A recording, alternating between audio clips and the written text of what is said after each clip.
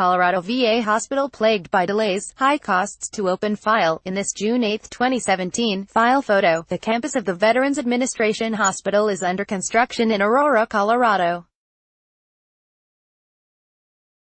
The center is set to open Saturday, July 21, 2018, years behind schedule and more than 3 times over budget. The Veterans Affairs Department said in 2009 it expected the hospital to cost about $537 million and be completed in 2013. Multiple investigations concluded the costs got out of hand because the VA went for a lavish design, didn't oversee the project closely enough, failed to get the designers and builders to agree, and tried to use a complicated construction contract that agency executives didn't fully understand. AP photo, David Zalabowski, file, Denver, AP. It's more than $1 billion over budget and 5 years behind schedule, but an elaborate new veterans hospital is finally ready to open in suburban Denver with the promise of state-of-the-art medical care. The $1.7 billion Rocky Mountain Regional VA Medical Center made it through nearly a decade of management blunders, legal battles, federal investigations and congressional hearings. Lawmakers were so angry they stripped the U.S. Department of Veterans Affairs of the authority to manage big projects in the future and gave it to the Army's construction experts, the Corps of Engineers. Veterans say they are frustrated by the slow and tortuous path but relieved the hospital is finally done. The cost overrun has been unfortunate. The schedule slip has been unfortunate. Yeah, it's all been unfortunate, said Leanne Wheeler, an Air Force veteran who gets VA healthcare in Denver. But we're glad to have it, she said. The VA plans a ribbon-cutting ceremony Saturday. Outpatient services will begin moving from the old hospital in Denver to the new facility on July 27, and hospitalized veterans will be transferred starting August 4. The Bright RE complex in the East Denver suburb of Aurora is a collection of a dozen large buildings connected by a long, soaring, glass-walled corridor. From above, it looks like square leaves growing from a vine. Most patients will have private rooms, with space for family to stay overnight.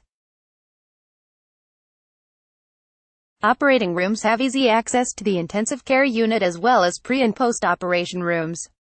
When it's in full operation, the new hospital will offer services that the old one does not, including clinics for spinal cord injuries, mammography, PET scans for cancer, prosthetics and aquatic therapy. But a post-traumatic stress disorder program will remain at the old campus for now. It was axed from the new facility when the VA tried to rein in soaring costs. The old hospital is kind of dingy, depressing, with a dreary, military feel, said John Keene, a Marine Corps veteran and executive director of Veterans of Foreign Wars Post 1 in Denver. I've heard anecdotally that some veterans don't use the VA because just walking into the facility can bring back memories, he said. The new hospital should be more inviting, Keene said. It has been in the works since 2002, when the VA proposed making it part of a University of Colorado hospital, then in the planning stages. But the agency dropped that idea when veterans said they wanted a separate facility. In 2006, the VA hired a design team, and in 2009, the agency estimated it could build the new hospital for $537 million and finish by 2013, according to a government investigation.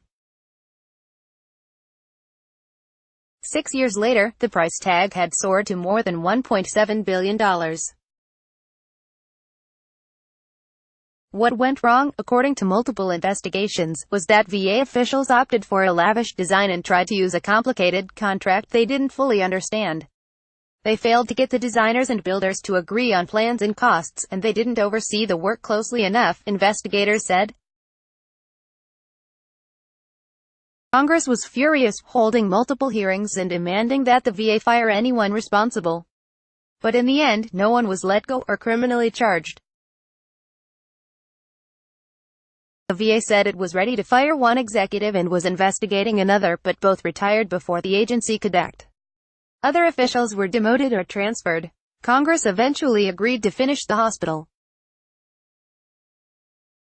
The Army Corps of Engineers took over construction management and trimmed the final cost by about $400,000 to just under $1.7 billion, according to VA numbers. Republican Rep. Mike Coffman, whose district includes the hospital, was a dogged critic of the project's planners and managers but declined to dwell on the problems this week. While we can debate the long road it took for us to get here, Saturday will be about the veterans and their families, he said in an email to the Associated Press. Keene, the VFW post commander, worries that the public will blame hospital staff for the problems. They kind of have a weight around their neck coming out of the gate because of all the cost overruns, he said, but they're not the ones responsible. Those are good people and they're trying to do their best, he said, _____. Follow Don Elliott at http://twitter.com/DonElliottApp. His work can be found at https://appnews.com/search/Dan Elliott.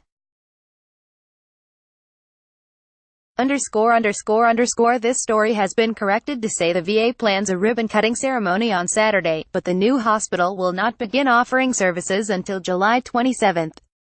Copyright 2018 The Associated Press. All rights reserved. This material may not be published, broadcast, written or redistributed.